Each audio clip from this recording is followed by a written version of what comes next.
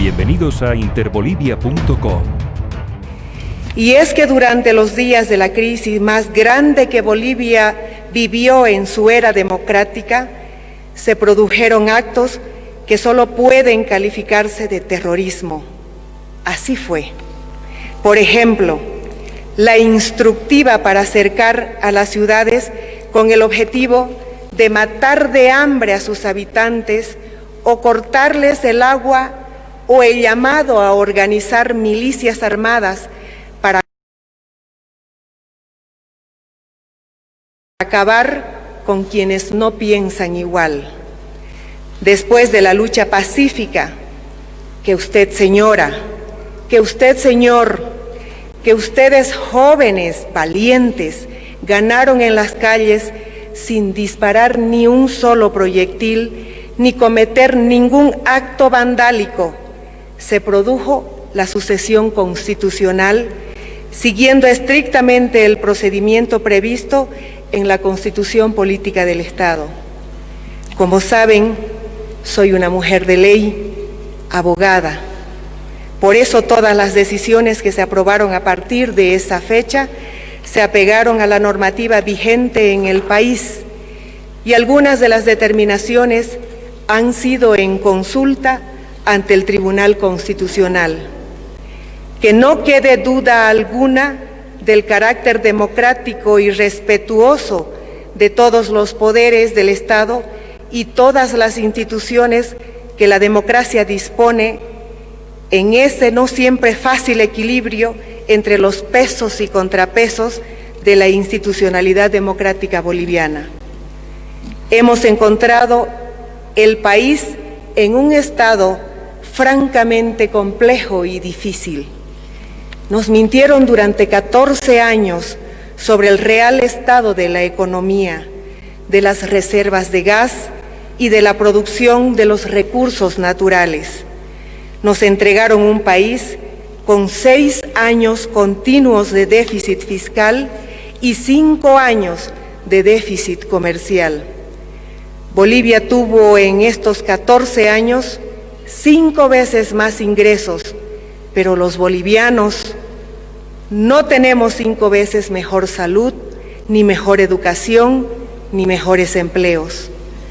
Desde el año 2008, el gobierno central confiscó casi el 90% del IDH a las gobernaciones.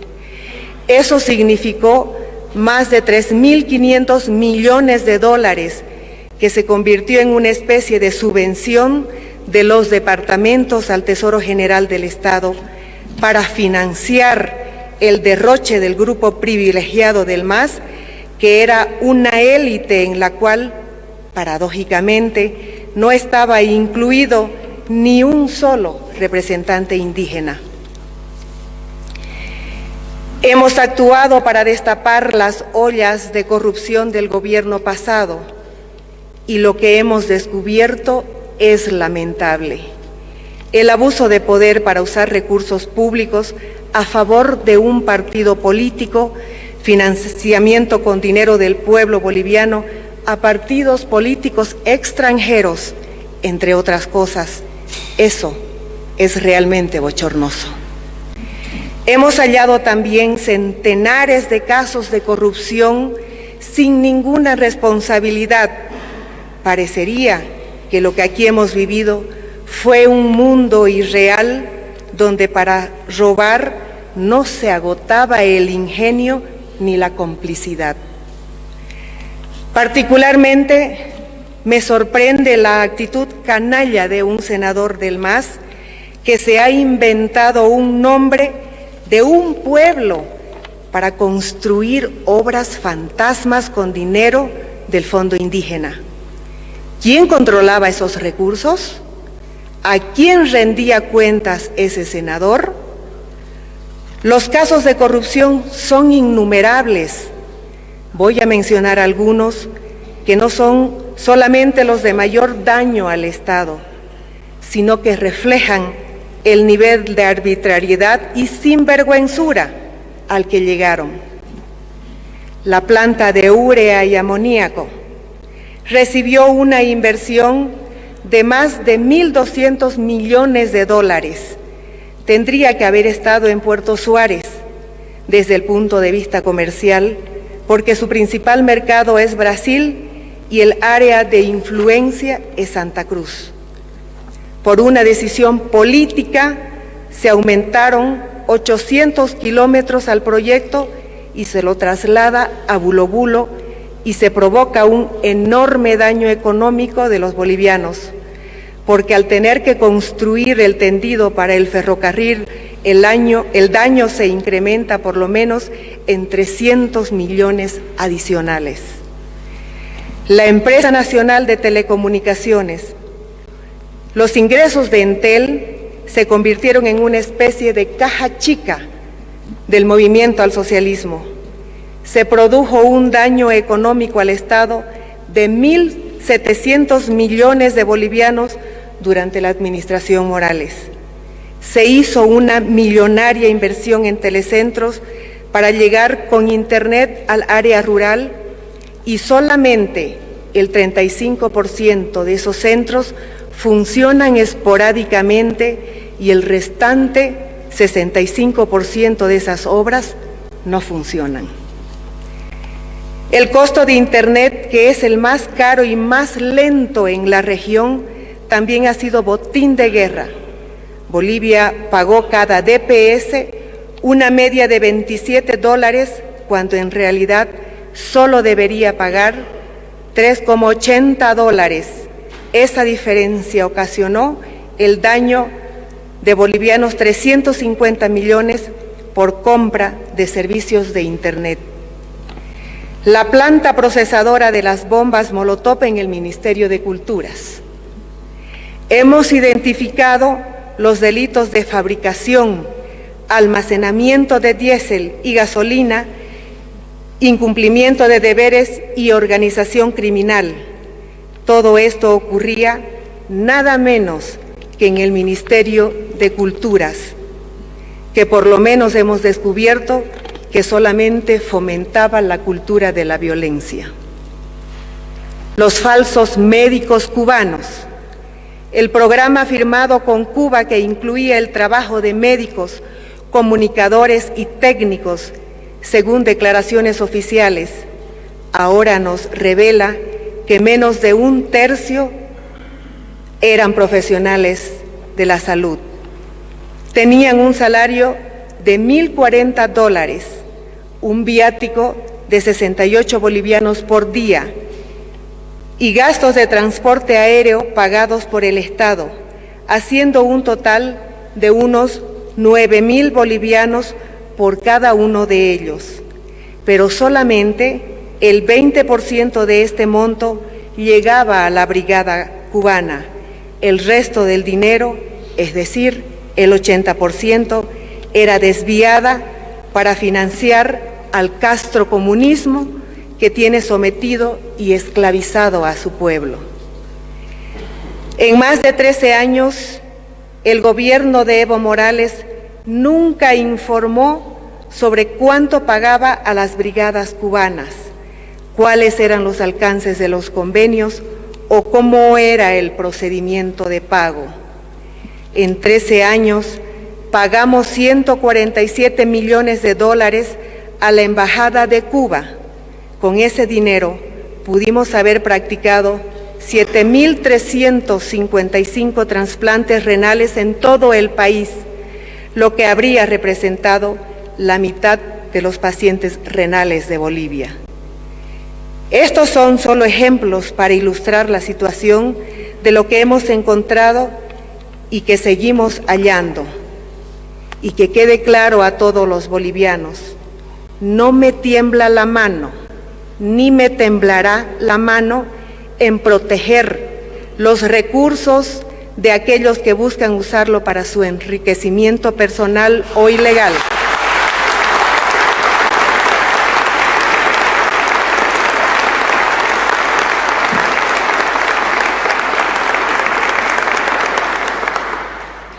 O para promover sus agendas políticas.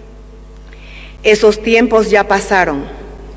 Sé que esto implica enfrentar a gente poderosa, pero entendí que ese era uno de los retos al asumir este cargo. Aquí estamos para invertir en la salud, en la educación, en generar empleo que sea para nuestro pueblo, y así seguiremos haciéndolo.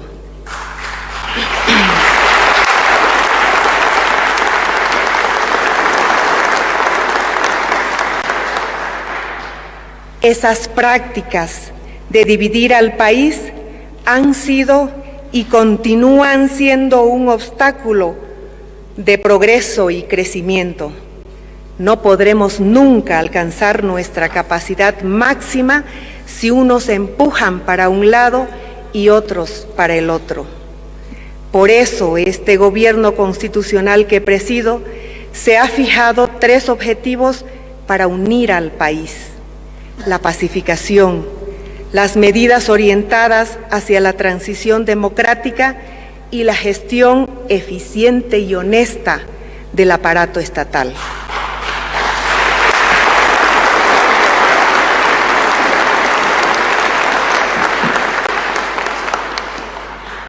En democracia hay que saber ganar y hay que saber perder.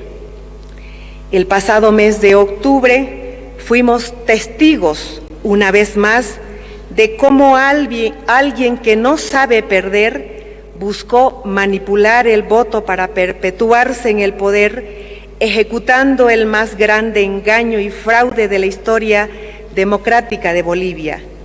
Evo Morales es el autor del fraude, y no solamente una vez, lo ha sido 2 veces. La primera, cuando se burló del 21F el año 2016, y la segunda, el 20 de octubre del año pasado. Por eso las nuevas elecciones son una prioridad. Hasta el momento decimos con orgullo que toda la responsabilidad que nos correspondía ya la hemos cumplido.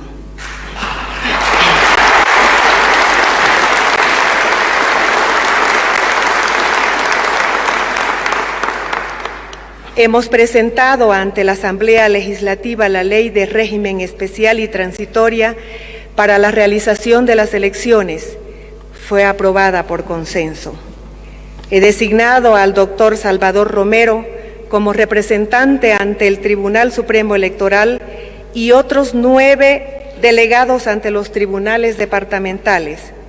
Hemos elegido con mucho cuidado a cada uno de ellos, precautelando que sean personalidades con reputación intachable e imparciales. Hemos garantizado el apoyo presupuestario que se requiere para la realización de las elecciones nacionales y trabajé conjuntamente a mi equipo de colaboradores y el propio Tribunal Supremo Electoral, gestionando recursos de la comunidad internacional que ya ha comprometido ese respaldo. Finalmente, las elecciones del 3 de mayo de este año se convertirán en el proceso electoral boliviano abierto, mejor acompañado y más observado de toda nuestra historia. Por esa razón, he pedido a los ministros de Defensa Nacional y de Gobierno que organicen un plan conjunto antes, durante y después del 3 de mayo para que el voto de los bolivianos sea resguardado. Un voto resguardado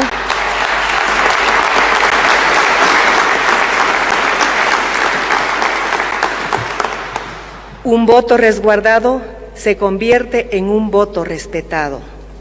Aplaudo la participación comprometida de Naciones Unidas, de la Organización de Estados Americanos, de la Unión Europea, de los gobiernos europeos que también me han buscado para expresarme su respaldo, de Estados Unidos, del Centro Carter y de la propia Iglesia Católica.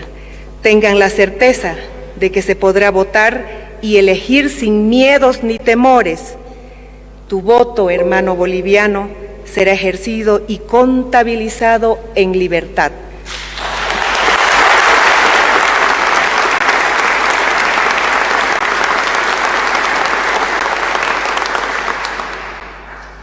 La salud es una prioridad para las familias bolivianas.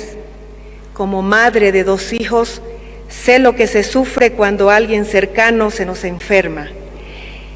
Hemos dispuesto que el 10% del presupuesto general de la Nación sea destinado a la salud de los bolivianos.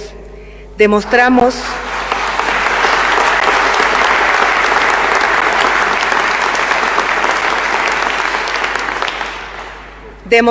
que esta medida era posible con voluntad y un eficiente manejo técnico. Este incremento es el mayor aprobado para el sector de salud. Ahora nos toca el desafío de ejecutarlo de manera eficiente y rápida, atendiendo las grandes prioridades que los bolivianos tenemos en esa materia.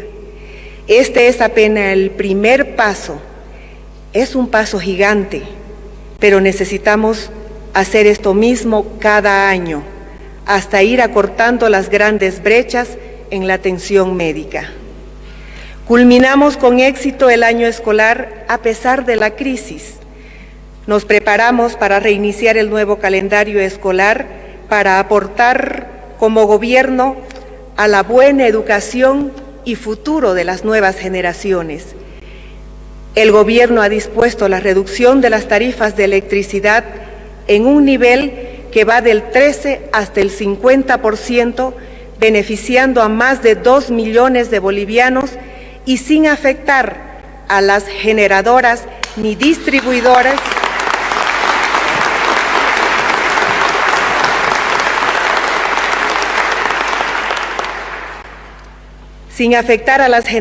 ni distribuidores de energía eléctrica. La reducción de tarifas también ayudará a las empresas para que tengan capacidad de generar empleos. Hemos instruido el análisis del estado de situación de las empresas públicas para protegerlas y para potenciarlas. En el área del gas encontramos una práctica de buscar plata urgente, pero un negocio decadente. Esa política hipotecaba el futuro de la familia boliviana, es decir, era el pan de hoy, pero el hambre de mañana.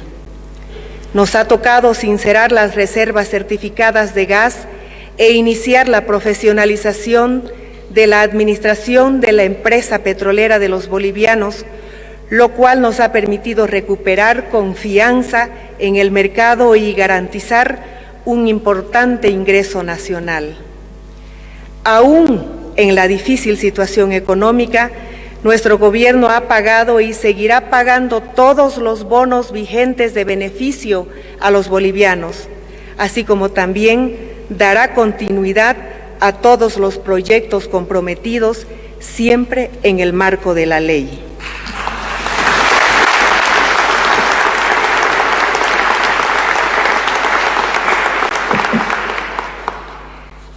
Los bolivianos merecemos vivir tranquilos. Soy una convencida de que la crisis de la inseguridad ciudadana en el país tiene solución. No estamos condenados a vivir con miedo. Las familias bolivianas merecen caminar de noche con tranquilidad. He instruido una política de mano dura contra el narcotráfico y el narcoterrorismo.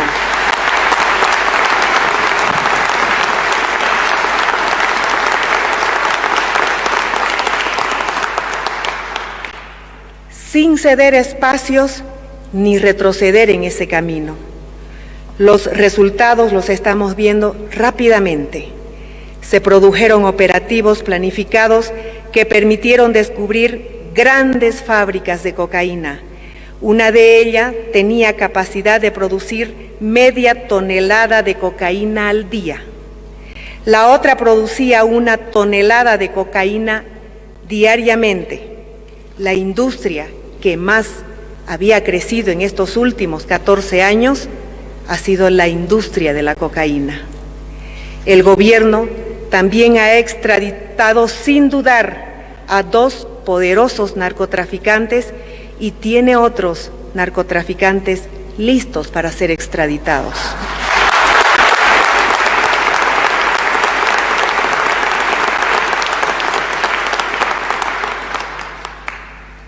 Promover el turismo no es solo una forma de mostrar nuestro bello país y su gente, sino de generar ingresos y nuevas oportunidades de trabajo.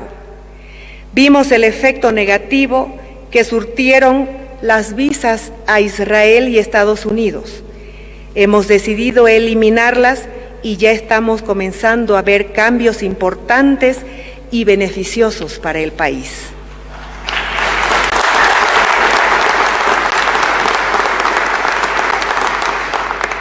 Mirando el futuro, he instruido que se simplifiquen los trámites para crear nuevos emprendimientos en el país. Actualmente, crear una empresa nos demanda 45 días de burocracia. Con el nuevo sistema nos tomará hasta 72 horas y podremos hacerlo en línea.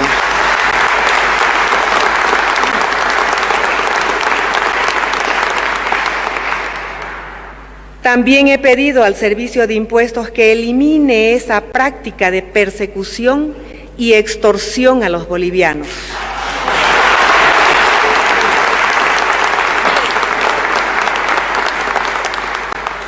Y no quiero dejar de mencionar a la política exterior. Las relaciones internacionales tienen que servir para tener un mejor país, para generar intercambios beneficiosos y crecimiento interno. No están para el beneficio coyuntural de los gobernantes, ni la promoción de sus intereses políticos particulares. Por esa razón, estamos cambiando la agenda geopolítica de Bolivia a cultivar el intercambio productivo, lo cual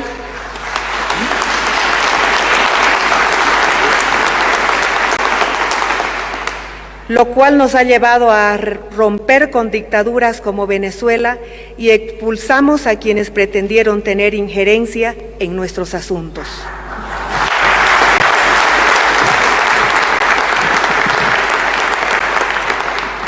Bolivia es hoy un país que se respeta en el mundo y que nadie debe subestimar.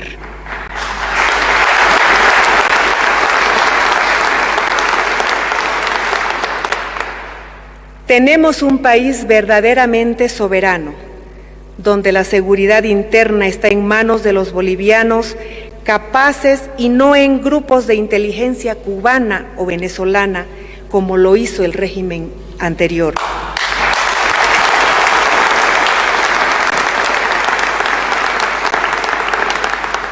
Podría seguir anunciando muchos logros en tan poco tiempo. Estamos contentos. Podemos dar la cara y decir con orgullo que hemos avanzado por el camino correcto. Los bolivianos hemos sido capaces, a lo largo de nuestra historia, de vencer todos los obstáculos.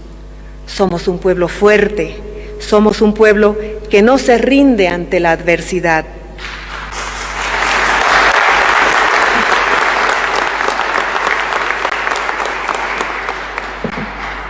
El año pasado fuimos capaces de derrotar un fraude electoral. Fuimos capaces de derrotar a un gobierno autoritario que pretendía quedarse eternamente en el poder. Fuimos capaces de derrotar a la violencia y de implantar la paz. Fuimos capaces de recuperar la libertad y la democracia.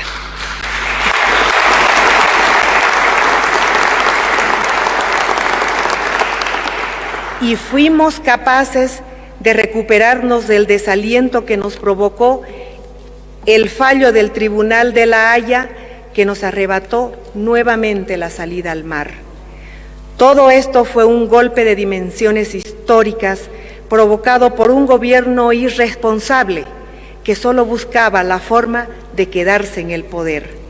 Pero aún así nos recuperamos y no perdimos la fe en nuestros objetivos. Hoy, muchos bolivianos ven con incertidumbre lo que nos espera. Créanme, no tienen por qué. Bolivia va a salir adelante. Nadie dice que no habrá dificultades, pero ¿quién no las tiene?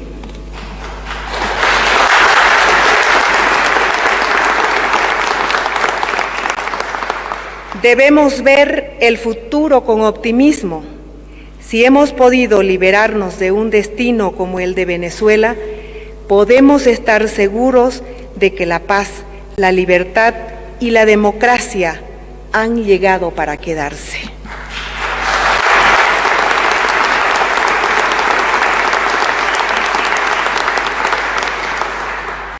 Nuestra Bolivia tiene más futuro que pasado.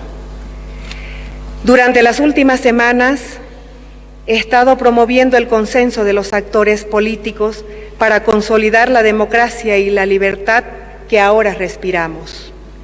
No voy a dudar un solo momento en seguir recorriendo el camino del consenso y protegiendo la estabilidad que hemos construido y la tranquilidad con la que estamos viviendo. Y no puedo despedir estas palabras sin presentar mi agradecimiento. Estoy profundamente agradecida a todos los bolivianos por el impulso que entre todos estamos poniendo para esta etapa de pacificación y reconciliación del país. Estoy agradecida a los jóvenes. Sin ellos, el cambio y la pacificación no hubiera sido posible.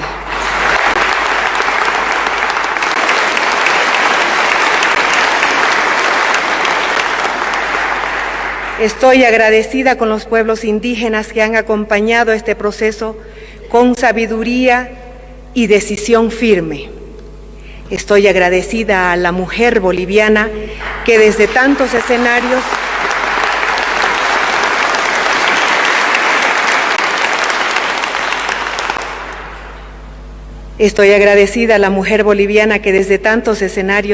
ha puesto fuerza y sentido común a este momento de reconciliación y pacificación entre todos los bolivianos. Estoy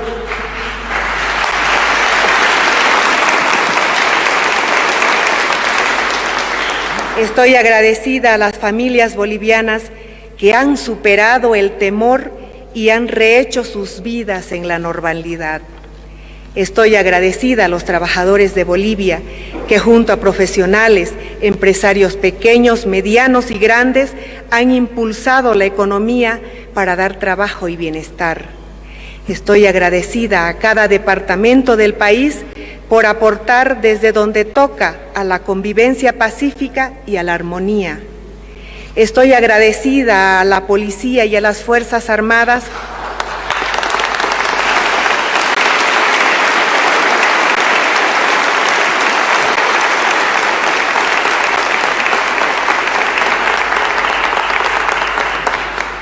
que han resguardado la Constitución Política del Estado y han cumplido fielmente su subordinación y constancia ante el orden democrático de Bolivia.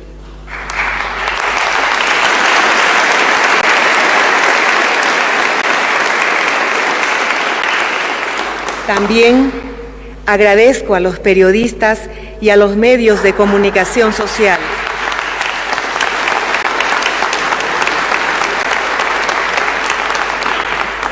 porque aún en situación de extrema dificultad han demostrado su compromiso firme con la democracia. Por último, estoy agradecida con mi familia. Gracias por apoyarme cada día, por alentarme cada vez.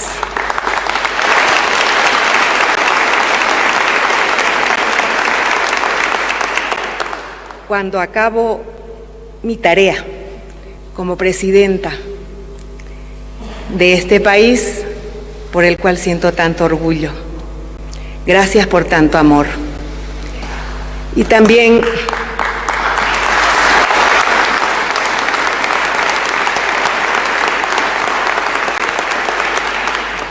pedir perdón a mis hijos porque probablemente no puedo acompañar momentos difíciles por los que ellos están viviendo.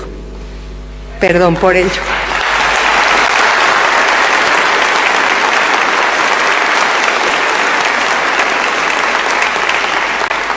Muchas gracias a todos. Tengo mucha fe en Bolivia y que Dios bendiga a nuestra amada patria. Muchas gracias.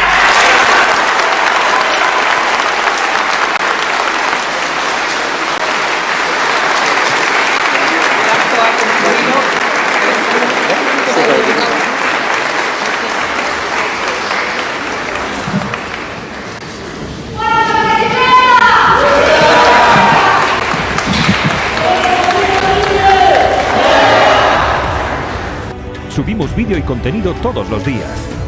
Suscríbete a nuestro canal y no olvides activar la campanita para que te llegue todas las notificaciones.